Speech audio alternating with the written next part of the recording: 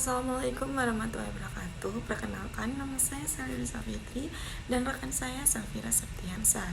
Di sini kami akan menjelaskan tentang langkah-langkah advokasi kebijakan.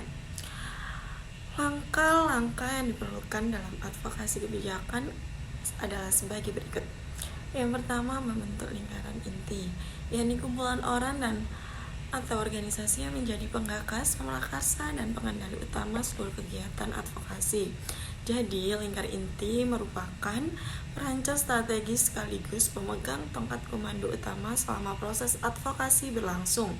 Yang kedua, memilih isu strategis, di mana lingkar inti bertugas mengumpulkan data dan informasi sebanyak mungkin untuk menganalisis mana di antara sekian banyak isu aktual dalam masyarakat yang benar-benar strategis untuk diadvokasikan. Ada beberapa hal yang perlu dipertimbangkan dalam pemilihan isu strategis, yaitu faktor aktualitas, kemudian pentingnya dan mendesak atau tuntutan dari sebagian masyarakat untuk segera ditangani. Kemudian isu tersebut sesuai dengan kebutuhan dan aspirasi masyarakat.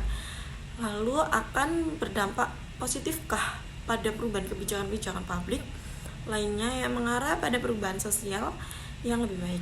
Yang terakhir, sesuai dengan visi dan agenda perubahan sosial yang lebih besar, seperti yang dituntut oleh masyarakat dan juga dicanangkan oleh lingkar inti sendiri. Kemudian langkah-langkah advokasi yang selanjutnya, yang nomor 3, merancang sasaran dan strategi. Perumusan sasaran suatu kegiatan atau program harus tetap mengacu pada tujuan dari advokasi, yakni suatu upaya untuk merubah kebijakan publik.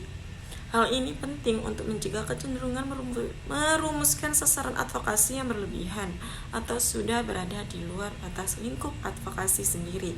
Misalnya, kecenderungan memperlakukan advokasi sebagai suatu revolusi untuk merebut kekuasaan politik. Yang keempat, mengelola data dan mengemas informasi.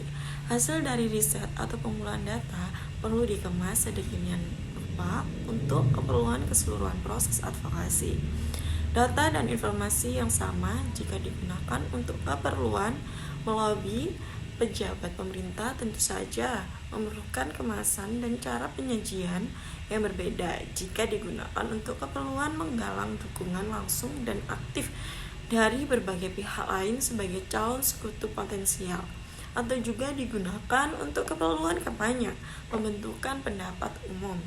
Yang keenam, menggalang sekutu dan pendukung. Penggalangan sekutu dan sistem pendukung menjadi sangat vital dalam setiap kegiatan advokasi. Sekutu dalam kegiatan advokasi adalah perseorangan, kelompok, atau organisasi yang memiliki sumber daya atau yang disebut dengan keahlian, akses, pengaruh, informasi, prasarana dan sarana, juga dana, yang bersedia dan kemudian terlibat aktif langsung mendukung dengan mengambil peran atau menjalankan suatu usaha atau fungsi tertentu dalam keseluruhan rangkaian kegiatan terpadu. Adapun mereka yang tidak terlibat secara langsung atau juga disebut sekedar membantu penyediaan sarana dan logistik yang dibutuhkan, dapat dikatakan sebagai satuan pendukung atau supporting unit. Mengajukan rancangan tanding. Pada bagian ini sudah memasuki pada tahap advokasi yang sebenarnya.